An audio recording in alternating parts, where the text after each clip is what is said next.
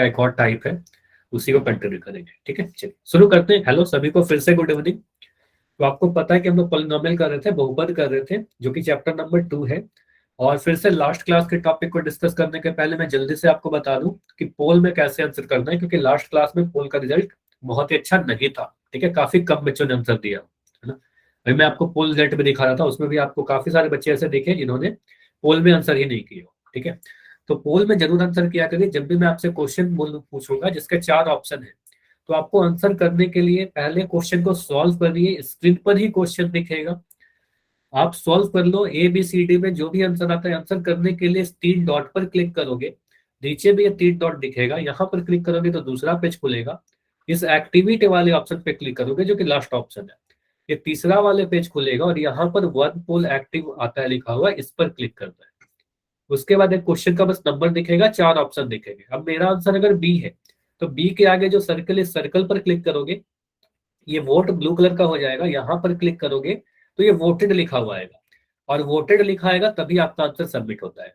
ठीक है, तो अगर पोल में आंसर करने में कोई भी प्रॉब्लम होती है तो आप मुझे बता दिया करो। मतलब कुछ बच्चे ऐसे भी हो सकते हैं जिनका पोल का ऑप्शन ही नहीं आता, तो वो मुझे बता देना। ठीक है, तो फिर से आप बैक करोगे, मेन स्क्रीन पर आओगे जहां पर आपकी क्लास चल रही होगी। ठीक है, तो आज सभी का आंसर आना चाहिए। जितने भी क्लास में बच्चे हो, हर एक बच्चे का आंसर कम से कम आना चाहिए।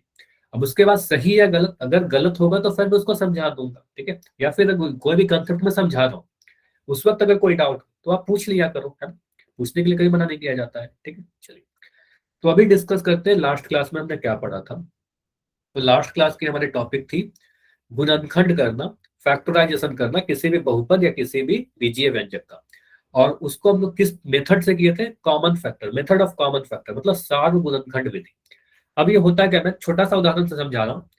बहुत ही सिंपल सा उदाहरण है। जैसे कि मैं लिख रहा हूँ अगर 5x प्लस यहाँ पर लिख दिया 15y। अब यहाँ पर अगर मुझे बोला जाए कि इस बीजीय व्यंजक या इस बहुपद को आप फैक्टराइज करिए, गुणनखंड करके लिखिए, गुना के रूप में लिखिए। अभी तो प्लस के रूप में ना, 2 टर्म प्लस के रूप में है, तो इसको गुणनखंड करना है। तो मैं क्या करूंगा, इसमें सार्व गुणनखंड देखूंगा कि इन दोनों ही पद में कॉमन फैक्टर क्या है। तो मैं क्या करूंगा, पहले टर्म को 5x को लिख दूंगा 5 इंटू एक्स, 5 गुना एक्स। और यहाँ पर प्लस का साइन था, मैंने प्लस का साइन लगाया। 15y को आप लिखोगे सर 15 को लिख सकते हैं 5 गुना 3, है ना, गुना y। छोटे छोटे नंबर है, काफी आसान से कर सकते हो। बड़ा नंबर रहेगा तो आपको पता है कुछ इस तरीके से हम लोग गुणनखंड करते थे। 5 को लिखा, 5 से काटा, 3 बार में कटा, 3 से काटा, 1 बार में कटा, तो ये लिख देंगे 15 को 5 गुना 3। ठीक है, अब मुझे बताइए इसमें कुछ कॉमन दिख रहा है क्या? ऐसा गुणनखंड, सार गुणनखंड क्या है, कॉमन फैक्टर क्या है? आप बोलोगे सर 5 यहाँ पर भी दिख रहा है, 5x का भी गुणनखंड है, और 5 5 3 5 15y का भी गुणनखंड है, मतलब 5 कॉमन है। तो इसको कॉमन निकाल लेते हैं। कॉमन कहने का मतलब ब्रैकेट के बाहर लिख देंगे। अब ब्रैकेट के अंदर क्या लिखेंगे? जो बच गया उसको ब्रैकेट के अंदर लिख दीजिए। 5x में से 5 को आपने कॉमन निकाला तो ये वाला x बच गया ना, तो x को लिख दीजिए। प्लस का साइन था, प्लस का साइन लगा दिया यहाँ पर। 5 इंटू 3 इंटू वाई में से आपने 5 को कॉमन निकाल दिया, तो ये 3y बच गया। तो आप लिख दोगे सर 3 और y बचा, तो 3y लिख देंगे, 3 को y से गुना करके, है ना। तो आप बोलोगे सर आंसर क्या आया? 5 इंटू एक्स प्लस 3y। अब देखिए ये दोनों गुना हो गया है, 5 में x प्लस 3y से गुना करेंगे, हमारा ये वाला मिल जाएगा। तो आंसर हमारा यही आएगा। और ये हमने क्या किया, गुणनखंड के रूप में लिख दिया। तो एक गुणनखंड हमारा आया 5, और एक गुणनखंड आया ये ब्रैकेट। क्लियर हुआ सभी को? इतना समझ में आया? तो कुछ इस तरीके से हम लोग सार गुणनखंड मेथड को यूज करके फैक्टराइज करते हैं। चलिए, तो इसी पे बेस्ट मैं एक रिकॉल क्वेश्चन पूछ रहा हूँ, बिल्कुल इसी टाइप का क्वेश्चन होगा। ट्राई करिए सभी लोग करने की, और आंसर सभी को देना है। ठीक है, तो देखते हैं आज कितने बच्चे आंसर करते हैं। मैं पोल रिजल्ट अगले क्लास में डेफिनेटली फिर से दिखाऊंगा। ठीक है, तो आपका अभी चैट बंद रहेगा, थोड़ी देर के बाद पोल दिखेगा।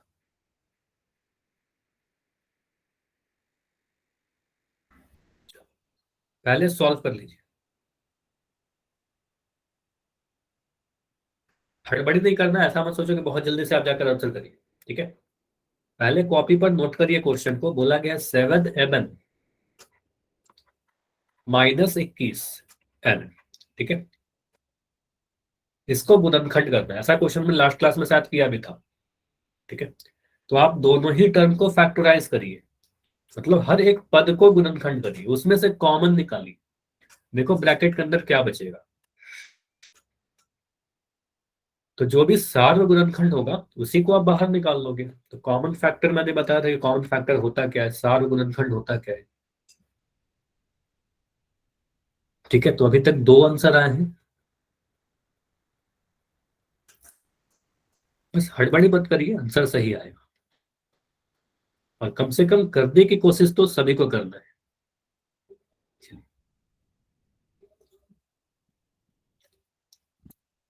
तो आप हर एक टर्म को फैक्टराइज करिए। तो अभी ऑलमोस्ट आज ठीक है, आज काफी बच्चों ने आंसर दिया है। ठीक है, यहाँ पर मैक्सिमम आंसर सही है, कुछ बच्चों के आंसर गलत है।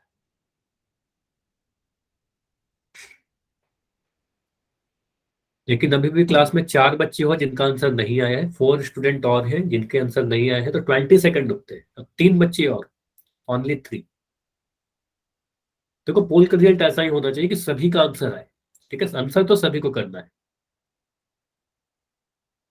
लास्ट 10 सेकंड्स, लास्ट 10 सेकंड है। अगर आपने सॉल्व कर लिया तो अभी जाइए आंसर कर दीजिए, अब दे रुकना है, बहुत कम समय है। 5 4 3 2 1। चलो अभी मैं पोल को एंड कर रहा हूँ और देखते हैं कि इसका आंसर हमारा क्या होगा। देखो इसको मैं सॉल्व कर रहा हूँ। आप बोलोगे सर यहाँ पर 7mn लिखा गया, पहला टर्म 7mn है। 7mn कहने का मतलब 7 गुना में m गुना में n, इन तीनों को गुना करके लिखते हैं। 7m और n को गुना करेंगे तो मिल जाएगा 7mn। यहाँ पर माइनस का साइन है, मैंने माइनस का साइन लगा दिया। 21 को आप कैसे ब्रेक करोगे, 21 को गुणनखंड कैसे करें बताइएगा। 21 को मैं कैसे लिख सकता हूँ। आप बोलोगे सर 7 को 3 से गुना करेंगे तो 21 मिल जाएगा। इंटू 7 इंटू 3 लिख देंगे, वेरी गुड, इंटू n। अब यहाँ पर बस मुझे बताओ, पहला टर्म माइनस के द्वारा ये दो टर्म अलग हुए हैं, तो एक टर्म हमारे पास है 7mn, एक टर्म है हमारे पास 7 इंटू 3 इंटू n। इन दोनों टर्म में कॉमन क्या है, क्या आपको दिख रहा है जो दोनों जगह पर प्रेजेंट है। सही, आपको दिखेगा ना 7 इसमें भी है, n इसमें भी है। 7 यहाँ पर भी है, n इसमें भी है, मतलब 7m कॉमन है ना। तो आप जो भी दोनों में कॉमन है, सार्व गुणनखंड अगर कोई आपसे पूछे तो आप बोलोगे सर इन दोनों का जो सार्व गुणनखंड है वो 7n है, तो इसको आप कॉमन निकाल दोगे। तो यहाँ पर हम 7n को कॉमन निकाला जब हमने, तो ब्रैकेट के अंदर क्या बचेगा। देखो आपने 7 और n को बाहर निकाल दिया, तो ये वाला m दिखेगा ना, तो आप ब्रैकेट के अंदर m लिख दोगे। यहाँ पर माइनस का साइन है, मैंने यहाँ पर माइनस का साइन लगा दिया। अब आपने बोला सर इस 7 और n को तो आपने बाहर ही निकाल दिया था, तो ये वाला 3 बचेगा यहाँ पर, तो यहाँ लिख देंगे 3। तो आंसर आ रहा है 7n इंटू m-3। तो एक गुणनखंड में ये दिखा, दूसरा गुणनखंड में ये दिखा। ऑप्शन नंबर बी में सही दिख रहा है। ठीक है, ऑप्शन नंबर ए में प्लस का साइन है जो गलत है। ऑप्शन सी में भी देखो प्लस का साइन है, गलत है। ऑप्शन डी में mn है, mn कॉमन तो निकल ही नहीं रहा था, है ना। तो आंसर क्या होगा, 7n इंटू m-3, सही उत्तर ऑप्शन नंबर बी। क्लियर हुआ सभी का, ये समझ में आया सभी को। चलिए, ठीक है। तो इसी टाइप से हम लोग कॉमन फैक्टर मेथड को यूज करके किसी भी बहुपद को फैक्टराइज कर सकते हैं। अब देखो आज का जो टॉपिक है हमारा, फिर से हमें गुणनखंड ही सीखना है, फैक्टराइजेशन ही सीखना है। लेकिन आज टॉपिक का नाम बदल गया है। देखो फैक्टराइजेशन बाय रीग्रुपिंग टर्म्स, मतलब पुनः समूहन। इसका एक और नाम होता है गुणनखंड पुनर्व्यवस्थित। अब पुनर्व्यवस्थित का मतलब पुनः समूहन, रीग्रुपिंग का मतलब क्या होता है। देखो ग्रुपिंग मतलब जोड़ा बनाना, ठीक है। रीग्रुपिंग मतलब जोड़ा बनाना, पेयर बनाना। फिर से जोड़ा बनाना मतलब कोई हमारे पास बहुपद में कुछ टर्म्स लिखे रहेंगे। मैं बस एक बता रहा हूँ कि फ्लो क्या होगा, किस तरीके से हम लोग करते हैं इसमें। कुछ बहुपद में कुछ हमारे पास टर्म्स लिखे रहेंगे, ठीक है, कुछ टर्म्स लिखे रहेंगे। इसमें हमें क्या करना होगा, अगर पहले तो हम ये चेक करेंगे कि इन चारों में कुछ कॉमन है क्या, सार्व गुणनखंड कुछ दिख रहा है क्या। अगर इन चारों में कुछ भी सार्व गुणनखंड नहीं दिखे, कुछ भी कॉमन नहीं दिखे, तो हम यहाँ पर कुछ पहला टर्म का जोड़ा बनाते हैं किसी टर्म के साथ। हो सकता है पहला को दूसरे के साथ जोड़ा बनाए, पहला का हो सकता है तीसरे के साथ जोड़ा बनाए, या हो सकता है पहला का चौथे के साथ जोड़ा बनाए। ठीक है, और उसको फिर से अरेंज करके लिखेंगे। तो ये टॉपिक बहुत ही इंपॉर्टेंट है, ये वेरी इंपॉर्टेंट टॉपिक है, आगे भी आपके क्लासेस में काम आएंगे। दूसरा चीज, इस टॉपिक में जो भी मैं पढ़ा रहा हूँ उसको प्रैक्टिस की बहुत जरूरत है। अच्छे से आप सीखिएगा, साथ के साथ नोट करिएगा, बस देखना नहीं है, नोट भी करते चलना है। जितने भी पोल में क्वेश्चन पूछूंगा उसको फिर से प्रैक्टिस करिएगा घर पर। जो भी मैं क्वेश्चन क्लास में करवाऊंगा उसकी भी प्रैक्टिस करिएगा। जो भी होमवर्क दूंगा उसकी भी प्रैक्टिस कीजिएगा। जितना प्रैक्टिस करोगे फास्ट होते जाएगा। ठीक है, चलिए। अब देखते हैं इसमें सीधे सीधे क्वेश्चन मैंने लिखा है 10xy plus 21 plus 15x plus 14y। अगर मैं आपसे पूछूं कि इस बहुपद में या इस बीजीय व्यंजक में पदों की संख्या कितनी है, नंबर ऑफ टर्म्स कितने हैं, बहुत ही आसान सा क्वेश्चन। नंबर ऑफ टर्म्स, पदों की संख्या कितनी है? 3, 4। ठीक है, तो 3 नहीं होगा। देखो आप बोलोगे सर एक हमें 10xy दिख गया, एक 21 दिखा, एक 15x दिखा और एक 14y दिखा। जो भी टर्म्स होते हैं प्लस या माइनस के द्वारा अलग होते हैं ना, तो आप बोलोगे सर टोटल 4 टर्म है। ठीक है, टोटल 4 टर्म है, एक हमारा 10xy, एक 21, एक 15x, एक 14y। अब अगर मैं बोलूं कि इन चारों में कुछ भी कॉमन है क्या, सार गुणनखंड कुछ है, आप चेक करके देख लो। अगर मैं सभी का गुणनखंड कर दूं 10xy में, तो आप बोलोगे सर यहाँ पर मुझे मिलेगा 2 × 5 × x × y। ध्यान से सीखेगा, सारी चीज समझ में आ जाएगी। अगर मैं बोलूँ 21, तो 21 को लिखोगे सर 3 × 7। अगर मैं 15x लिखूं तो 15x को सोच सकते हो 5 × 3, कई बार हमने किया इसको 5 × 3 × x। और 14y को अगर मैं लिखूं तो आप बोलोगे सर 2 × 7 × y। और सार गुणनखंड क्या है? देखो कुछ भी कॉमन नहीं दिखेगा और कुछ भी कॉमन नहीं होगा, तो यहाँ पर हम बोलेंगे सार गुणनखंड जो होगा सर वो 1 होगा। ठीक है, तो 0 तो नहीं कह सकते, हम कहेंगे सार गुणनखंड 1 होगा सर। ठीक है, कोई भी ऐसा फैक्टर नहीं है, कोई भी ऐसा गुणनखंड नहीं है जो चारों ही में प्रेजेंट है। अगर मान लो आपने बोला सर 7, तो 7 तो बस 21 में है और 14y में है ना, बाकी सभी जगह पर नहीं है। ठीक है, तो सार गुणनखंड क्या है, 1 है। एक तो सभी जगह होगा, लेकिन मुझे बताइए एक के अलावा तो कुछ नहीं दिखा। तो अगर एक के अलावा कुछ भी कॉमन नहीं दिखेगा, तो हम जनरली कई बार कह देते हैं कि सर सार गुणनखंड कुछ भी नहीं है। ठीक है, एक तो होगा लेकिन एक के अलावा कुछ भी नहीं है। तो इसको क्या करते हैं हम लोग, अरेंज करते हैं। अब यहीं पर आता है आपका रीग्रुपिंग। रीग्रुपिंग करने का मतलब क्या हुआ, इसको फिर से अरेंज करना। फिर से हम लोग क्या करते हैं, इसको अरेंज करते हैं, फिर से पुनर्व्यवस्थित करते हैं। हम क्या देखेंगे सर, अब अगर हम देखें पहला वाला टर्म को 10xy को और 15x को, तो इन दोनों में मुझे कुछ कॉमन दिख रहा है। क्या कॉमन दिख रहा है? x कॉमन दिखा सभी को कि दोनों में x है। और भी कुछ कॉमन होगा, अभी फैक्टराइज करेंगे तो और दिखेगा। लेकिन अभी मुझे दिखा सर पहला वाला टर्म और तीसरे वाले टर्म में कुछ तो कॉमन है।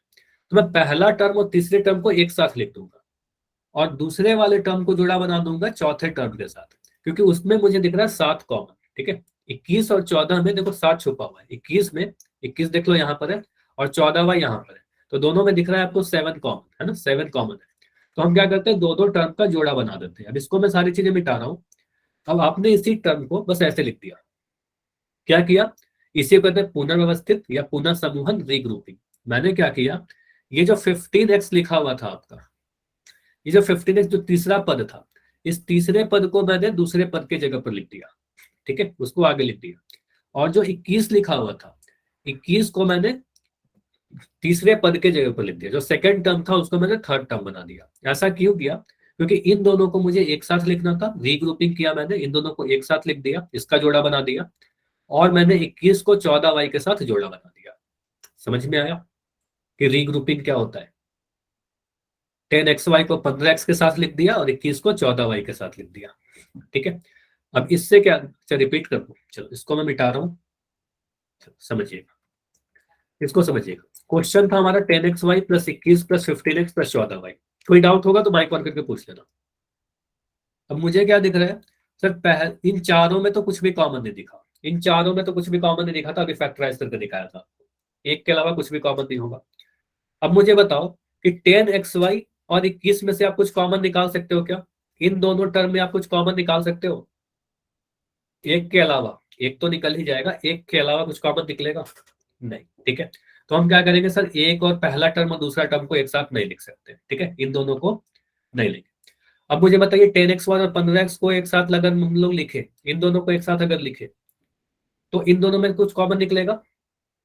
तो इन दोनों को जोड़ा बना देते हैं, इन दोनों को एक साथ लिख दीजिए। ठीक है, तो 10xy और 15x को एक साथ लिख दो और 21 को 14y के साथ लिख दो, तो इन दोनों का जोड़ा बना दीजिए। ठीक है, तो वही मैं कर रहा हूँ, 10xy को 15x के साथ लिख दिया और 21 को 14y के साथ लिख दिया। ठीक है, बस आपके टर्म को आगे पीछे कर दिया, मतलब थर्ड टर्म को सेकंड टर्म बना दिया और सेकंड को थर्ड टर्म बना दिया। आपको पता है सर, आगे पीछे तो लिख ही सकते हैं जोड़ में, है ना, टर्म को आगे पीछे कर सकते हैं। ठीक है, चलिए अब समझ में आया सभी को? बताइएगा। ठीक है, यस, ठीक है। हाँ, तो कोई भी डाउट हो तो इस तरीके से पूछना है आपको। अब मैं क्या कर रहा हूँ, इसके हर एक पद को फैक्टराइज करके देख रहा हूँ। अभी तो किया था, तो मैं फिर से कर दे रहा हूँ। 10xy को आप क्या लिखोगे? सर पहला जो टर्म है हमारा 10xy, तो इसको मैं लिख रहा हूँ 2 × 5 × x × y। देखो ये मत में आप सोच सकते हो छोटा नंबर है तो काफी जल्दी कर लो। अगर बड़ा नंबर होगा तो कुछ इस तरीके से करिएगा, आपको पता सर 2 से काटेंगे 2 × 5 = 10, फिर 5 से काटेंगे तो 5 × 1 = 5। ठीक है, अगर बड़ा नंबर रहेगा तो ऐसे कर लेंगे, अदरवाइज आप सिंपली तो छोटा नंबर रहेगा तो सीधे सीधे कर लेना 2 × 5 × x × y। फिर यहाँ पर प्लस का साइन था, मैंने प्लस का साइन लगा दिया। अगला टर्म क्या है? 15x। 15x को क्या लिखोगे आप लोग? 15 को आपको पता सर 5 × 3। ठीक है, तो आपने लिखा सर यहाँ पर 5 × 3 × x, ये x भी लिख दिया। ठीक है, फिर प्लस का साइन था। अब तीसरे वाले टर्म को लिखो आप लोग। तीसरे टर्म को क्या लिखोगे? सर 21 है ये, तो 21 को हम क्या लिख सकते हैं? 21 को आप लिख सकते हो 7 × 3, है ना, दोनों ही प्राइम नंबर आ गया, तो आप बोलोगे सर यहाँ लिख दिया 7 × 3। अच्छा, 7 × 3 × 1 भी लिख सकते हैं, है ना, 7 × 3 लिख दिया। उसके बाद आप प्लस का साइन यहाँ पर लगाओगे, और अब बचा 14y। तो 14y को क्या लिखेंगे? 14y को आप लिख दो 7 × 2 या फिर 2 × 7, ये 14 हो गया, और गुना में y। इतना समझ में आया? बताइए। अब हमारा देखो ये प्लस का साइन था, ये प्लस का साइन, प्लस वाले साइन को थोड़ा ध्यान रखना, क्योंकि प्लस के साइन से क्या होता है, दो टर्म अलग अलग होते हैं। ठीक है, तो यहाँ पर मुझे बताइए कितने टर्म आपको दिख रहे हैं अभी? आप बोलोगे सर ये हमारा पहला टर्म हुआ, ये हमारा दूसरा टर्म हुआ, ये हमारे पास तीसरा टर्म हुआ, और ये हमारे पास चौथा टर्म हुआ। 4 टर्म दिख गया। अब पहला टर्म और दूसरा टर्म में कुछ कॉमन है क्या? पहला टर्म और दूसरा टर्म में कुछ कॉमन है क्या? बताइए, क्या कॉमन है? देखो आपको दिखेगा सर 5 इसका भी गुणनखंड है, पहले टर्म का भी गुणनखंड है, और दूसरे टर्म में भी 5 दिख रहा है। 5 दोनों जगह पर दिख गया। साथ ही के साथ मुझे दिख रहा है सर x यहां पर भी है और x यहां भी है, तो सिर्फ 5 नहीं, 5x कॉमन दिख रहा है। दिख रहा है सभी को? बताइए। तो आप बोलोगे सर 5x कॉमन है, जिसको मैंने अभी हाईलाइट करके दिखाया है। ठीक है, तो आप इन दोनों में से सिर्फ मैं क्या कर रहा हूं, याद ध्यान दीजिएगा, पहला और दूसरा टर्म में से कॉमन निकाल रहा हूँ, पूरे में से नहीं निकाल रहा, पहले और दूसरे टर्म में से कॉमन निकाल रहा हूँ। आप बोलोगे सर 5x। अच्छा, जसनदीप कह रहे हैं 2x। 2x कैसे होगा? 2 तो कॉमन नहीं था, दूसरे वाले टर्म में देखो 2 नहीं है, दूसरे टर्म का कोई भी गुणनखंड 2 नहीं है। ठीक है, तो आप बोलोगे सर 5 और x मिला, और 5 और x कहने का मतलब 5x निकाल लेंगे। अब पहले वाले टर्म में से आपने अगर 5x को कॉमन निकाल दिया है तो आपको क्या दिखेगा? 2y, है ना, 2y दिख जाएगा ब्रैकेट में, तो आप बोलोगे सर यहाँ पर लिख देंगे 2y। क्लियर है? फिर यहाँ पर प्लस का साइन था, प्लस का साइन लगाया। अब मुझे दूसरे टर्म को देख के बताइए, दूसरा टर्म में 5x को आपने अगर कॉमन निकाल दिया तो क्या बचेगा? ये मैं दूसरा टर्म की बात कर रहा हूँ, ये सेकंड टर्म है हमारा। 5 × 3 × x में से आपने अगर 5x को बाहर निकाल दिया, 5x को बाहर निकाल दिया, तो 3 बचेगा यहाँ पर। ये समझ में आया? इतना तक, इतना तक समझ में आया? क्लियर है? 5x को जब मैंने बाहर निकाला तो 2y + 3 आया। ठीक है, उसके बाद आप बोलोगे सर यहाँ पर प्लस का साइन था, आपने दो टर्म को तो कर लिया, अब यहाँ पर प्लस का साइन लगा देंगे। अब देखिए तीसरा टर्म को ध्यान से देखना, ये तीसरा टर्म है हमारे पास, और ये हमारे पास चौथा टर्म है। तो मुझे फिर से आप लोग उसी तरीके से देखकर बताइए कि तीसरे टर्म और चौथे टर्म में क्या कॉमन है। Very good, very good. तो आप बोलो सर यहाँ पर भी मुझे 7 दिख रहा है, इसका भी एक गुणनखंड, और 7 यहाँ पर भी एक गुणनखंड दिख रहा है। 3 कहाँ से आ रहा है? जसनदीप आप माइक ऑन करके बताओ, कोई डाउट हो रहा है क्या? 3 नहीं है ना? 3 देखो, तीसरे टर्म में 3 है, एक गुणनखंड, लेकिन चौथे वाले टर्म का कोई भी गुणनखंड 3 नहीं है, वहां तो 7, 2 और y दिख रहा है ना। ठीक है, क्लियर है? ठीक। तो आप बोलेंगे सर कॉमन अब क्या दिख रहा है मुझे? 7। तो आप 7 को कॉमन निकाल दीजिए। ठीक है, एक सेकंड। हाँ, तो आप बोलोगे सर यहां से मैंने क्या किया, 7 को कॉमन निकाल दिया। तो 7 को जैसे ही आप कॉमन निकालोगे तो क्या बचेगा? तीसरे टर्म में से आपने अगर 7 को कॉमन निकाला तो ये वाला 3 बच जाएगा, तो यहाँ पर लिख दिया हमने 3। फिर यहाँ पर प्लस का साइन था, प्लस का साइन लगा दिया। अभी चौथे टर्म में से आपने अगर 7 को कॉमन निकाला तो ये 2 और y बच जाएगा, और 2 और y बचने का मतलब 2y लिख देंगे, तो 2y लिखेंगे। ये समझ में आया? तो अभी तक हमने क्या किया, कुछ इस तरीके से ग्रुपिंग किया कि पहले दो टर्म में से कुछ कॉमन निकाला, फिर दूसरे दो टर्म में से कॉमन निकाला। अब इसको थोड़ा सा आप चेंज करके लिख दो, मतलब इसको मैं बस ऐसे कर दे रहा हूँ 5x, इसको मैंने लिखा 2y + 3 प्लस ये 7, और जो 3+2y है, मुझे बताइए ऐसा लिख सकते हैं क्या 3+2y को हम 2y+3 भी लिख सकते हैं? लिख सकते हैं ना, a+b को b+a लिख सकते हैं। 5+3 करोगे तो भी 8 मिलेगा, और 3+5 करेंगे तो भी 8 मिलेगा, दोनों तो सेम ही है। तो आप बोलोगे सर इस ब्रैकेट को मैं बस चेंज करके लिख दे रहा हूँ 2y+3। अब ऐसा क्यों किया? ताकि आपको यहाँ पर ये दिख जाए कि ये प्लस का साइन है बीच में सर, ये जो मैं रेड कलर का प्लस बताया, इसके बाएं तरफ भी एक ब्रैकेट है, दाएं तरफ भी एक ब्रैकेट है, और ये दोनों ही ब्रैकेट सेम है। अगर माइनस रहेगा तो माइनस लगाएंगे, माइनस वाला भी कुछ क्वेश्चन कर लेंगे, ठीक है। माइनस कॉमन अगर निकालेंगे तो उसका साइन बदलता है, ठीक है। माइनस वाले में थोड़ा ध्यान रखना होगा, अगर माइनस कॉमन निकालेंगे तो उसका साइन बदलेगा। अभी ये कंसेप्ट देखिए, वो होगा तो अगले क्लास में भी उसको भी कर लेंगे, ठीक है। अब यहाँ पर मुझे बताइए, अगर मैं यहाँ पर ये देखूं कि पहले टर्म और दूसरे टर्म में कुछ कॉमन है क्या? अब हमारे पास पहला टर्म ये पूरा हो गया, ऐसे देखिए, एक सेकंड। अब हमारे पास ये प्लस के आगे एक टर्म ये पूरा दिख रहा है, और दूसरा टर्म ये पूरा दिख रहा है। इन दोनों में देखो ब्रैकेट जो दिख रहा है वो बिल्कुल सेम है ना। तो इसको अगर मैं दिखाऊं, ये 2y+3 यहां भी दिख रहा है, और ये 2y+3 यहां भी दिख रहा है, ये दोनों सेम दिख रहा है, 2y+3। तो इस 2y+3 को हम कॉमन निकाल सकते हैं क्या? बिल्कुल। आप बोलोगे सर ये 2y+3 इसका भी गुणनखंड है, 2y+3 दूसरे वाले टर्म का भी गुणनखंड है, तो 2y+3 को आप कॉमन निकाल दो। 2y+3 को आप कॉमन निकालोगे तो क्या बचेगा? आपको यहाँ पर बच गया 5x, आप लिख दो 5x, और यहाँ पर बच गया प्लस का 7, तो यहाँ पर लिख दोगे प्लस का 7। क्लियर है? क्योंकि 2y+3 को पहले और दूसरे दोनों टर्म से कॉमन निकाल दिया, बाहर निकाल दिया, तो ब्रैकेट के अंदर बस ये वाला बचेगा 5x, और ये वाला बचेगा 7, और ये हमारा आंसर आ जाएगा। क्लियर? अभी और भी ढेर सारा क्वेश्चन करेंगे, पहले मुझे बताओ इतना क्लियर हुआ? देखो इसमें चेंज क्या कर सकता है, अगर आपके एग्जाम में ऐसा क्वेश्चन आता है,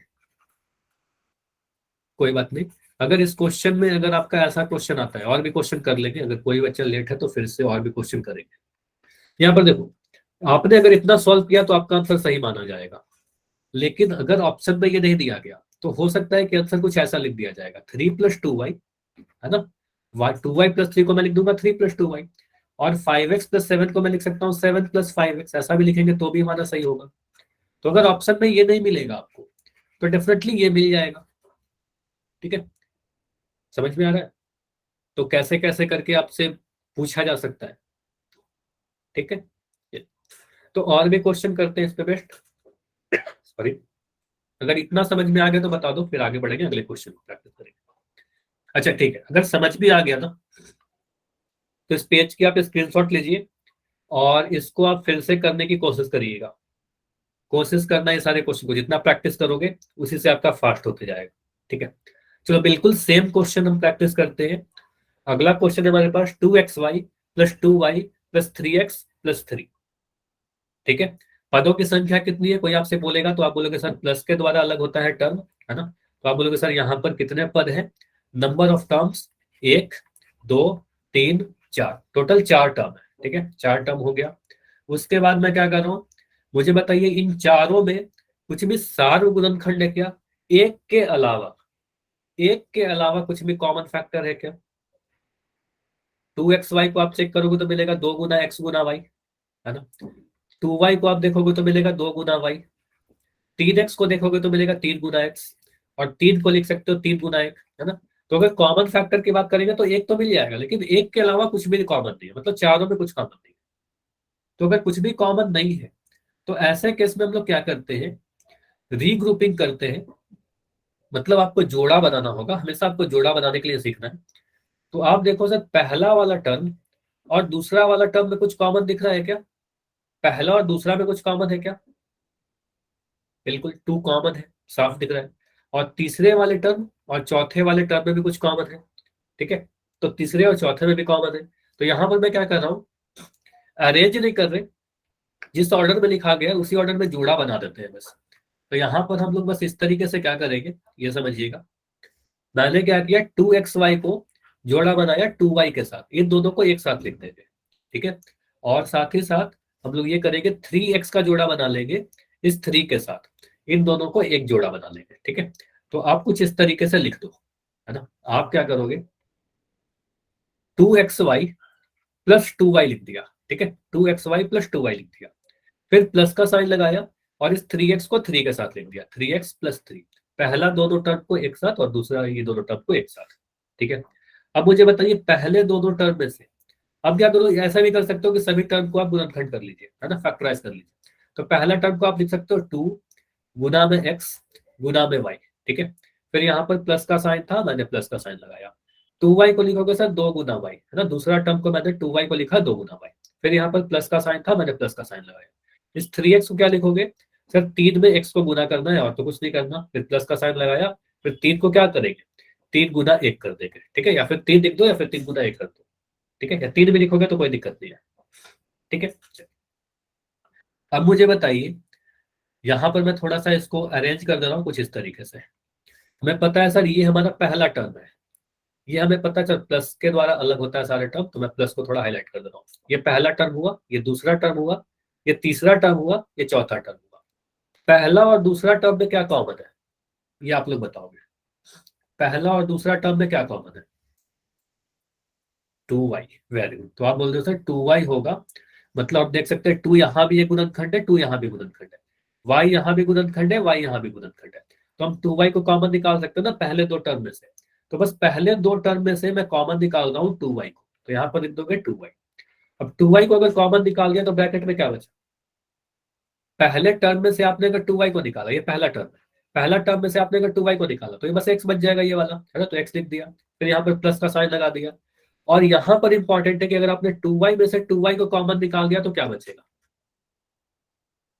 1, वेरी गुड। इसको समझ लो, अगर मैं कभी ऐसे लिखता हूँ 5 प्लस, यहाँ पर लिख रहा हूँ, चलो इसको समझिएगा, ये इंपॉर्टेंट है। 5 प्लस यहाँ पर मान लो लिख दिया मैंने 10y, और आपने अगर यहाँ से 5 कॉमन निकाला तो यहाँ पर क्या बचेगा, देखो 5 जैसे ही कॉमन निकालोगे तो आप इसको सोच सकते हो सर ये 5 क्या है, 5 गुना 1 है, या 5 को 5 से डिवाइड करते हैं, है ना, बोलोगे सर यहाँ पर क्या करेंगे, ये समझिएगा, 5 को लिख दिया 5 गुना 1 प्लस 10 को लिख दिया 5 गुना 2 गुना y। तो यहाँ पर अगर 5 कॉमन निकाले यहाँ से, तो आप बोलोगे सर 5 कॉमन निकाला, ये बचेगा 1 प्लस 2y। तो यहाँ पर दिख रहा है कि अगर कोई भी टर्म को आप कॉमन निकाल लेते हो पूरे टर्म को, तो ब्रैकेट के अंदर 1 बचा हुआ दिखेगा, ठीक है, क्योंकि हम यहाँ पर 2 गुना y गुना 1 में लिख सकते थे। सर चार्ज ही नहीं है फोन, क्या चार्ज नहीं है, तो चार्ज करके रखना है ना, चार्ज कम से कम ये सारी चीज करके रखा करो, चार्ज इतना रखो कि पूरी क्लास चल जाए आपकी, ठीक है। तो 2y को आप लिखोगे 2 गुना y गुना 1 सोच सकते हैं, 2y में से आपने अगर 2y को कॉमन निकाला तो ये वाला 1 बच जाएगा। तो आप बोलोगे सर यहाँ पर हमारा ब्रैकेट के अंदर क्या बचेगा, माइक बंद कर दीजिए, है ना, तो आप बोलोगे सर यहाँ पर हमारा 1 बचेगा। तो यहाँ से एक चीज याद रखिएगा, पूरे टर्म को आप जब भी कॉमन निकालते हो तो 1 बच जाएगा अंदर में, ठीक है। अब यहाँ पर फिर प्लस का साइन लगाएंगे, प्लस का साइन लगाया। अब आप देखो तीसरे वाले टर्म को, यहाँ पर मैं कुछ चीजें मिटा रहा हूँ, ठीक है। अब मुझे ये देख के बताइए, अगर मैं तीसरे टर्म को देखूं और चौथे टर्म को देखूं, तो तीसरे और चौथे टर्म में क्या कॉमन है, कुछ भी ऐसा दिख रहा है कि जो कॉमन दिख जाए, 3। तो आप बोलोगे सर 3 इसका भी गुणनखंड है, 3 चौथे वाले टर्म का भी गुणनखंड है, तो यहां से हम 3 को कॉमन निकाल सकते हैं। तो यहां से हम 3 को कॉमन निकाल लेंगे, तो 3 को कॉमन निकाला तो क्या बचेगा, देखो 3x में से आपने 3 को कॉमन निकाला तो यहाँ पर x बच जाएगा, फिर प्लस लगाया, प्लस का साइन लगाया, और 3 में से मतलब 3 गुना 1 में से चौथे टर्म में से आपने अगर 3 को कॉमन निकाल दिया तो क्या बचा, देखो वो 3 था, 3 में से पूरा 3 को कॉमन निकाल दिया तो 1 बचेगा, ठीक है, तो 1 बचेगा। अच्छा क्लास का टाइम के लिए जो बता रहे हो ना बच्चे, आपके पास लिंक जा रहा होगा एक 7 बजे की क्लास की, ठीक है, तो 7 बजे से भी एक क्लास चलाई जा रही है आप सभी के लिए, तो वो क्लास आप कर सकते हो अगर ये क्लास लेट लगती है आपको, ठीक है। लेकिन 7:30 से कोई बैच नहीं है, 7 से 8 एक बैच है, तो 7 से 8 वाली क्लास कर लेना अगर ये लेट लगता है, ठीक है। और एक बार रुक जाना, क्लास के एंड में आपको और ये चीजें बता दूंगा इससे रिलेटेड। देखो यहाँ पर प्लस का साइन है एक बीच में, आप बोलोगे सर यहाँ पर हमें दिख रहा है कि एक प्लस का साइन है ये वाला। अब प्लस के बाएं तरफ और प्लस के दाएं तरफ एक एक ब्रैकेट दिख रहे हैं आपको, और ये दोनों ब्रैकेट बिल्कुल एक जैसे हैं, ये भी x+1 है और ये भी x+1 है। तो इस x+1 को कॉमन ले लो आप, क्योंकि ये भी गुणनखंड ही है, तो इसको आप कॉमन ले लो। तो यहाँ पर हम क्या लिखेंगे, इसको आप सिंपली लिख दो, x+1 को हम ब्रैकेट में लिख देंगे, कॉमन निकाल दिया इन दोनों टर्म में से, तो आपको क्या दिखेगा, पहला टर्म ये हो गया, दूसरा टर्म ये हो गया। पहले टर्म में से आपने अगर x+1 को निकाला तो यहाँ पर बच जाएगा 2y, ये वाला टर्म दिख जाएगा 2y। फिर प्लस का साइन लगाया और इस x+1 को आपने निकाला तो यहाँ पर बच जाएगा 3। ठीक है, तो 2y+3। ये क्लियर हुआ? बताइए। ठीक है, और भी क्वेश्चन प्रैक्टिस कर लेते हैं, है ना। तो x+1, तो इसकी आप पहले स्क्रीनशॉट ले लीजिए और इसको खुद से जरूर करना ट्राई। ठीक है, अच्छा किसी का माइक ऑन है शायद, अगर माइक ऑन है किसी का तो माइक बंद कर दोगे। ठीक है, अंकित के नाम से जो बच्चों आपका माइक ऑन है। ठीक है, क्लियर इतना? आगे बढ़े, अगला क्वेश्चन करें। अगर रिपीट करना है तो बताइए। अच्छा यहाँ पर एक चीज और ध्यान दीजिएगा, हो सकता है कि आपके ऑप्शन में इसको ऐसे लिख दिया जाए, x+1 को लिख दिया जाए 1+x और 2y+3 को लिख दिया जाए 3+2y, तो ये भी आंसर सही है। ठीक है, ये भी आंसर सही है, चाहे ऐसे लिख दो तो चाहे ऐसे लिख दो, दोनों ही सही है। ठीक है, चलिए अब देखो अगला जो क्वेश्चन है कुछ ऐसे लिखा गया है mx+ny+my+nx। ठीक है, सिंपल सा क्वेश्चन है, कुछ भी इसमें कठिन नहीं है। mx+ny+my+nx। अब इसमें हम क्या करेंगे? अच्छा जसदीप, ये टाइम की जो भी इशू है ना, क्लास के बाद आप बात कर लीजिए, बात करते हैं। ठीक है, क्लास के बीच में अभी पढ़ाई कर लीजिए, उसके बाद क्लास के एंड में बात करते हैं टाइमिंग की जो भी इशू है।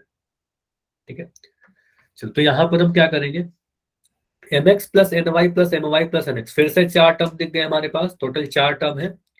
तो हम क्या करेंगे, इसको जोड़ा बनाएंगे, मतलब चारों में से कुछ भी कॉमन नहीं दिखेगा। मान लो अगर आप mx को तोड़ोगे, mx को गुणनखंड करोगे तो मिलेगा m × x। अगर आप ny को गुणनखंड करोगे तो मिलेगा n गुना y। अगर मैं my को गुणनखंड करूं तो आप बोलोगे सर m × y, और अगर मैं nx को करूं तो आप बोलोगे सर n × x। ठीक है, मतलब चारों में कुछ भी कॉमन दिख रहा है, एक के अलावा। मैं जब भी पूछता हूँ तो एक के अलावा पूछ रहा हूँ। बताइए, एक के अलावा कुछ भी कॉमन है जो चारों में दिख जाए, ऐसा गुणनखंड। m m नहीं है तो देखो m इसमें नहीं है, ny में m नहीं है। x अगर बोलोगे तो देखो my में x नहीं है, तो बस एक है, एक के अलावा कुछ भी कॉमन नहीं मिलेगा। तो हम क्या करते हैं, अब मैं क्या कर रहा हूँ, यहाँ पर जोड़ा बना के देखते हैं। मुझे बताओगे यहाँ पर 4 टर्म में अगर मैं पहला टर्म का जोड़ा बनाऊं तो किसके साथ बनाऊं? पहले वाले टर्म का जोड़ा मैं किसके साथ बनाऊं? हाँ, एक तो कॉमन हमेशा मिल जाएगा, एक के अलावा कुछ भी कॉमन नहीं। वेरी गुड, तो आप बोलोगे सर पहला का जोड़ा बना दो दूसरे तीसरे के साथ। एम वाले को एक साथ लिख दीजिए, देखो एम वाले को एक साथ लिख दिया और एन वाले को एक साथ लिख दिया। मतलब हम ऐसा कर सकते हैं, इसको समझिएगा।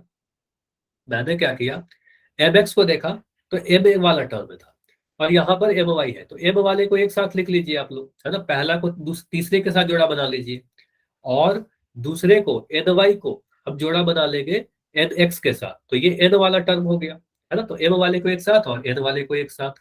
तो यहाँ पर मैं क्या कर रहा हूँ, मैं लिख रहा हूँ यहाँ पर एम एक्स और एम वाई, इन दोनों को एक साथ लिख लिया, पहले टर्म को और तीसरे टर्म को एक साथ लिख लिया। साथ ही के साथ क्या किया, दूसरा टर्म को लिख रहा हूँ एन वाई और चौथा टर्म लिख रहा हूँ एन एक्स। ये समझ में आया? इसी को कहते हैं रीग्रुपिंग, पुनः व्यवस्थित या पुनः समूहन। ठीक है, अब यहाँ पर मुझे बताइए, अब आप बोल रहे हो सर यहाँ पर मुझे कितने टर्म, 4 टर्म तो दिख ही रहे, प्लस के द्वारा अलग हो रहा है ये सारा टर्म, है ना। तो मुझे बताइए पहला टर्म और दूसरा टर्म में क्या कॉमन है? पहला और दूसरा में क्या कॉमन है? एम, तो आप बोलोगे सर एम यहाँ पर भी है, एम इस वाले में भी है और एम इस वाले में भी है, तो एम को आप कॉमन ले लो, एम को आप कॉमन निकाल लो, है ना। तो आप बोलोगे सर यहाँ से हमने एम को कॉमन निकाल दिया, तो एम को जैसे ही कॉमन निकाला तो क्या बचेगा, एम एक्स में से एम को कॉमन निकाल दिया तो ये वाला एक्स दिखेगा ना, तो बचेगा एक्स। प्लस दूसरे टर्म में से अगर आपने एम को निकाल लिया तो बचेगा वाई, तो x+y बचा। ठीक है, फिर प्लस का साइन लगाया। अब मुझे बताइए तीसरे टर्म और चौथे टर्म में क्या कॉमन है? तीसरा टर्म और चौथा टर्म में क्या कॉमन है? तो फिर से चेक कर लीजिए, तो फिर से मुझे दिख रहा है एन इसमें भी है, एन इसमें भी है, तो एन को इस बार कॉमन निकालेंगे, है ना। तो इस बार हम क्या करेंगे, एन को कॉमन निकालेंगे। तो एन को कॉमन निकाला तो बच गया वाई, एन वाई में से एन को कॉमन निकाला तो वाई बचा, प्लस लिखा, इस एन एक्स में से एन को कॉमन निकाला तो एक्स बचा, तो वाई प्लस एक्स। अब देखो यहाँ पर हमें दिख रहा है कि एक प्लस का साइन दिख रहा है, ये बड़ा सा बीच में। ठीक है, अब इसको मैं थोड़ा सा चेंज कर रहा हूँ, m into x plus y plus n into इस y प्लस एक्स को मैं x प्लस वाई लिख सकता हूँ, ये पता है आपको, a प्लस बी या b प्लस ए, 2 प्लस 3 या 3 प्लस 2, है ना। तो इस x प्लस वाई लिख दिया। अब यहाँ पर आपको दो टर्म आपको दिख रहे होंगे, एक टर्म ये वाला, अब इसको मैं कह रहा हूँ पहला टर्म, अब इसको मैं कह रहा हूँ दूसरा टर्म, ठीक है, दो टर्म है। इन दोनों टर्म में क्या कॉमन है, क्योंकि एक प्लस का साइन है यहाँ से, क्या कॉमन है, x plus y, very good. तो आप बोलोगे सर यहाँ पर मुझे क्या दिख रहा है, एक्स प्लस वाई यहाँ पर भी आ गया और एक्स प्लस वाई यहाँ पर भी आ गया, ये दोनों ब्रैकेट सेम है, तो एक्स प्लस वाई को आप कॉमन निकाल दो। तो एक्स प्लस वाई को जैसे ही आप कॉमन निकालोगे क्या मिलेगा, तो एक्स प्लस वाई को मैंने कॉमन निकाला, ब्रैकेट में क्या दिखेगा, पहले टर्म में से आपने एक्स प्लस वाई को कॉमन निकाला तो ये वाला m दिख जाएगा, और इस एक्स प्लस वाई को आपने दूसरे टर्म में से कॉमन निकाला तो यहाँ पर n बचेगा। तो आप बोलोगे sir m plus n into x plus y, ठीक है। या फिर इसको ऐसे भी लिख सकते हैं, m प्लस एन पहले लिख दिया और x प्लस वाई को बाद में लिख दिया, ठीक है, ऐसे भी लिख सकते हैं। समझ में आया। तो ऐसा क्वेश्चन भी कर लोगे सभी लोग, ठीक है। चलिए, तो इसी पे बेस्ट मैं एक क्वेश्चन पूछ रहा हूं, ठीक है, पोल सेक्शन में सभी लोग ट्राई करिएगा। तो क्वेश्चन है आपके लिए, a x square plus b y square plus b x square plus a y square, एक बहुपद दिखा गया, चार टर्म वाला है। ऐसा क्वेश्चन हमने प्रैक्टिस कर रखा है, सभी लोग का आंसर आना चाहिए। चैट को मैं अभी बंद कर रहा हूं आपका, और आंसर पोल सेक्शन में जाकर देना है। देखो इस क्वेश्चन में टाइम लगेगा, तो पोल मैं थोड़ी देर के बाद लॉन्च करूंगा, ठीक है, ताकि आप लोग हड़बड़ी ना करो। सॉरी।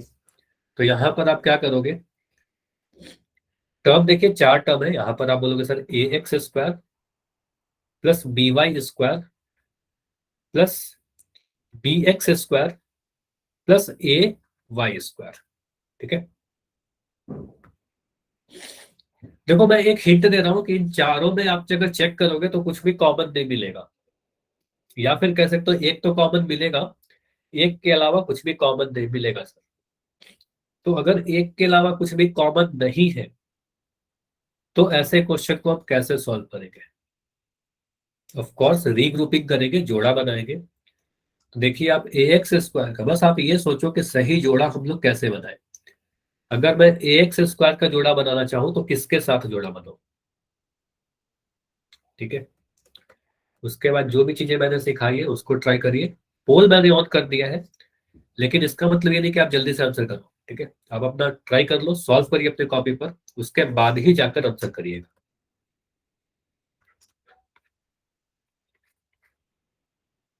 टाइम अभी है, आराम से करिए, इस क्वेश्चन में समय लग सकता है।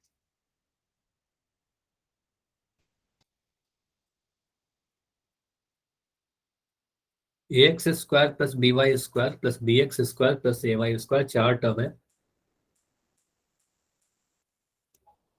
देखो अगर मैं पूरे क्लास की बात करूं तो सबसे इंपॉर्टेंट टाइम आपका यही होता है, पोल वाला।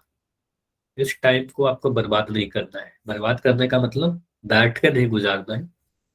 जो भी आपने सीखा उसको आप अप्लाई करिए, अपने कॉपी में सॉल्व करिए, और डेफिनेट आंसर आ जाएगा। और अगर गलती भी होगा तो उससे भी आप सीखोगे।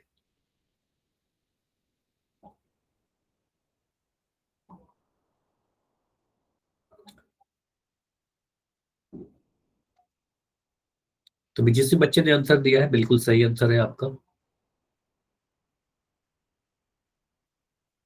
तो टाइम लेके आप अगर सॉल्व करोगे तो आपका आंसर आएगा, सिर्फ गेस करोगे तो नहीं आंसर आएगा। मतलब ये सारे क्वेश्चन ऐसे हैं जिसमें आपको कॉपी पेन चलाना होगा, देख के आंसर नहीं पता चलेगा।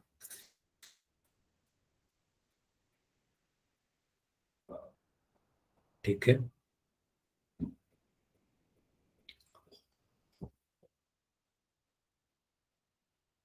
ए x square plus b y square plus b x square plus a y square, चार टर्म है। जोड़ा बनाइए, जोड़ा बनाकर पहले दो टर्म में से कॉमन लीजिए, फिर बाकी दो टर्म में से कॉमन लीजिए, फिर दो दो टर्म के ब्रैकेट वाले टर्म आएंगे, उसमें से उस ब्रैकेट को कॉमन लीजिए, जो भी सेम दिखेगा। बस यही स्टेप है, हर क्वेश्चन में सेम इसी टाइप से सोल्व हो जाएगा। ठीक है, तो पिछले क्लास के कंपैरिजन में आज काफी अच्छा पुल रिजल्ट है आप सभी का, तो यही करना भी है। ठीक है, चलिए। तो अभी 30 सेकंड रुकते हैं, अभी भी कुछ बच्चे हो जिनका आंसर नहीं आया है। अगर कुछ बच्चे लेट ज्वाइन किए थे क्लास, अगर आपको पोल का रिजल्ट देखना है पिछले क्लास का, तो क्लास के एंड में रुक जाना, मैं आपको पोल का रिजल्ट दिखा दूंगा। क्लास के स्टार्टिंग में दिखा रहा था, ठीक है। और टाइम को लेकर जो भी इशू कुछ बच्चे बता रहे थे क्लास के बीच में चैट में लिखकर, वो भी रुक जाना, उसकी भी बातें कर लेंगे क्लास के एंड में, ठीक है।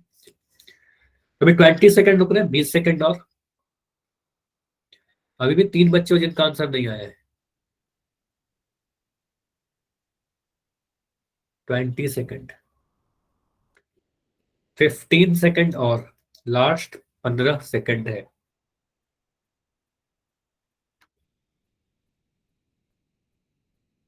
Last 10 seconds. चलो, अगर आपने सॉल्व कर लिया तो अब जाकर आंसर कर दीजिए, क्योंकि अब बहुत कम समय है, 5 सेकंड में बस इसको एंड करते हैं। 5, 4, 3, 2, 1। चलिए, तो पोल को मैं एंड कर रहा हूं और इस क्वेश्चन को देखते हैं क्या होगा हमारा सही उत्तर या सही सॉल्यूशन। ठीक है, देखो, अब मुझे भी नहीं पता कि इसका आंसर क्या होगा। चैट आपका ऑन है, कोई भी डाउट होगा तो बताइएगा, या डाउट तो आप अपना माइक ऑन करके भी पूछ सकते हो। सॉरी, यहाँ पर 4 टर्म है, सभी को दिख रहा है। अगर मैं 4 टर्म कैसे पता कर रहा हूँ, क्योंकि प्लस का साइन देख लो, एक प्लस का साइन मुझे यहाँ दिखा, एक प्लस का साइन यहाँ दिखा, एक प्लस का साइन यहाँ दिखा, मतलब टोटल 4 टर्म है। अब यहाँ पर मुझे बताओ, सिर्फ इतना बताओ, पहला जो एक्स स्क्वायर है इसका जोड़ा मैं किसके साथ बनाऊं? एक्स स्क्वायर का जोड़ा मैं किसके साथ बनाऊं? पहला टर्म और दूसरा टर्म में तो कुछ भी कॉमन नहीं है, तो पहला का जोड़ा आप या तो तीसरे के साथ बना सकते हो, या फिर पहला का चौथे के साथ बना सकते हो, है ना। कुछ बच्चे कह रहे हैं तीसरे के साथ, कुछ बच्चे कह रहे हैं चौथे के साथ। देखो, मैं इसको 2 तरीके से करके दिखाता हूँ। पहले मैं क्या कर रहा हूँ, पहले मैं क्या कर रहा हूँ, ए वाले टर्म को एक साथ लिख ले रहा हूँ, ठीक है। ए वाले टर्म को एक साथ लिख ले रहा हूँ, मतलब कहने का मतलब ये हुआ कि हमने क्या किया, जोड़ा बनाया, ए एक्स स्क्वायर का जोड़ा बनाया ए वाई स्क्वायर के साथ, ठीक है। ए एक्स स्क्वायर का जोड़ा बनाया ए वाई स्क्वायर के साथ, और बी वाई स्क्वायर का जोड़ा बनाया बी एक्स स्क्वायर के साथ, मतलब बी वाले टर्म को एक साथ और ए वाले टर्म को एक साथ। तो अगर ऐसा करेंगे तो क्या होगा, तो यहां पर हम लिख सकते हैं sir a x square plus a y square, है ना, इन दोनों को एक साथ लिखा, plus b y square plus b x square, है ना, इन दोनों को एक साथ लिखा, दूसरा और तीसरा को एक साथ लिख दिया। अब मुझे बताइए, पहले 2 टर्म जो दिख रहे हैं आपको, अब जो पहला 2 टर्म दिख रहा है इसमें से क्या कॉमन दिखेगा? इसमें कुछ कॉमन दिख रहा है? दिख जाएगा काफी जल्दी से। हाँ, तो ए बोलोगे सर ए इसमें भी आया, ए इसमें भी आया, इसीलिए तो मैंने दोनों को एक साथ रखा था, ए वाले टर्म को एक साथ क्यों लिखा था, ताकि ए कॉमन निकल जाए उसमें से, पहले 2 टर्म में से। आप बोलोगे सर ए कॉमन निकल जाएगा, तो ए को कॉमन निकाल दिया, तो ए जब दोनों जगह से आपने कॉमन निकाला तो क्या बचेगा, यहाँ से आपको दिख जाएगा एक्स स्क्वायर, यहाँ पर आपको दिख जाएगा वाई स्क्वायर, तो ये मिलेगा x square plus y square, ये बंद हो गया ब्रैकेट, ठीक है। फिर यहाँ पर प्लस का साइन लगाओगे। अब मुझे बताइए, तीसरे टर्म और चौथे टर्म में क्या कॉमन है? देखो, दोनों ही में बी है ना, तो आप बोलोगे सर इन दोनों में मुझे बी दिख रहा है, यहाँ भी बी है, यहाँ भी बी है, तो बी को इस बार कॉमन निकाल दीजिए, है ना। तो इस बार आप बोलोगे सर बी को कॉमन निकाल देंगे, और यहाँ पर लिख देंगे b into y square plus x square, क्योंकि तीसरे टर्म में से आपने अगर बी वाई स्क्वायर में से बी को कॉमन निकाला तो वाई स्क्वायर बचेगा, बी एक्स स्क्वायर में से आपने बी को कॉमन निकाला तो एक्स स्क्वायर बचेगा। अब यहाँ पर हम लिख रहे हैं sir a into x square plus y square plus b, और इस y square plus x square को मैं लिख दे रहा हूँ x square plus y square, ठीक है। अब यहाँ पर देखो आप, एक तो हमारा प्लस का साइन यहाँ पर है बीच में।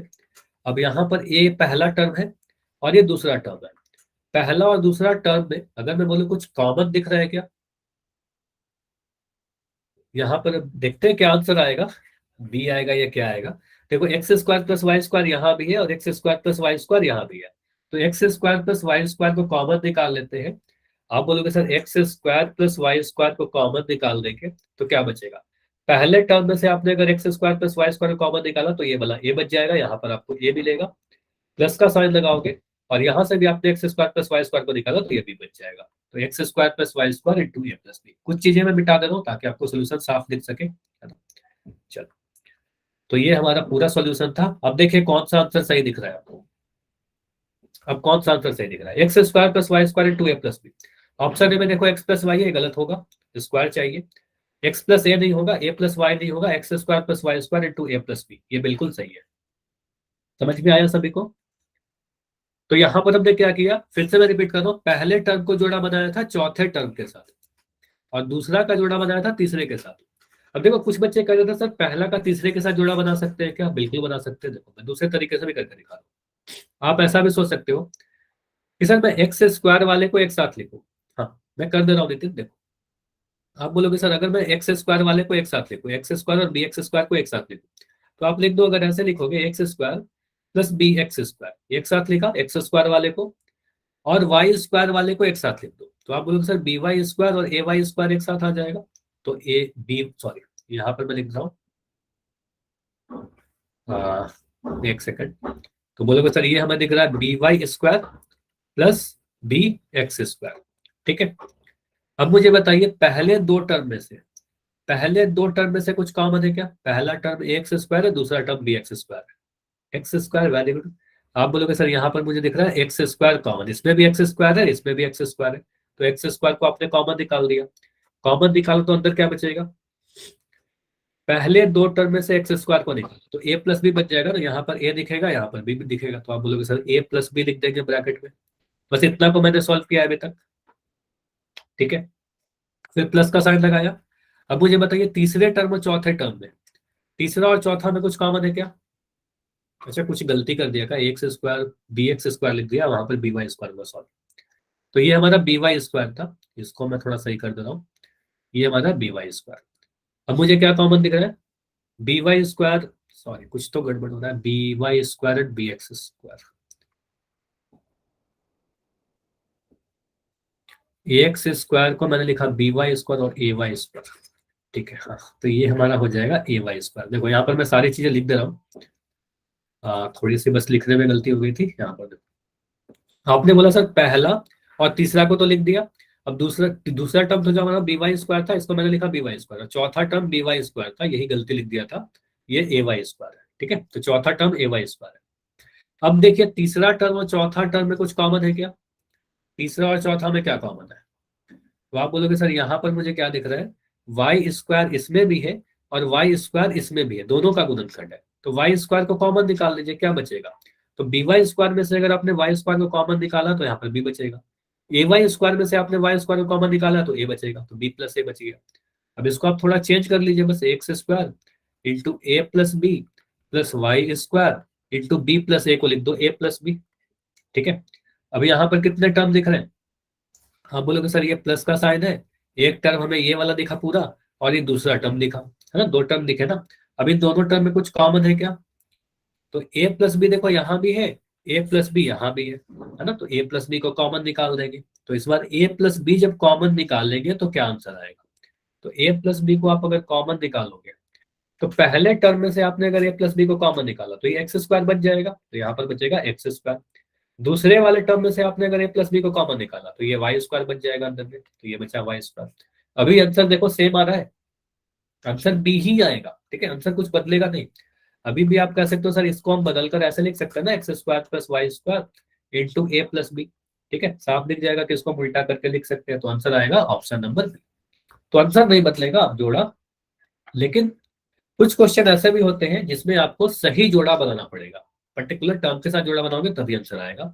तो ऐसे क्वेश्चन हम लोग अगले क्लास में कर लेंगे। ठीक है, तो ये टॉपिक कंप्लीट नहीं होता, मैं कुछ चीजें बता रहा हूँ, ये टॉपिक अभी कंप्लीट नहीं हुआ है। नेक्स्ट क्लास में इसी को कुछ और प्रैक्टिस करेंगे। हो सकता है कि आज आपको होमवर्क नहीं दिया जाए क्योंकि टॉपिक कंप्लीट नहीं हो पाई है, तो ये जितने भी क्वेश्चन करवाया है इन सभी क्वेश्चन को प्रैक्टिस जरूर करना। ठीक है, खुद से प्रैक्टिस करोगे तो अगले क्लास में और बेटर समझ में आएगा। ठीक है, चलिए, तो इंपॉर्टेंट टॉपिक है बहुत ज्यादा, कोई भी क्लास तो बिल्कुल मिस मत करना।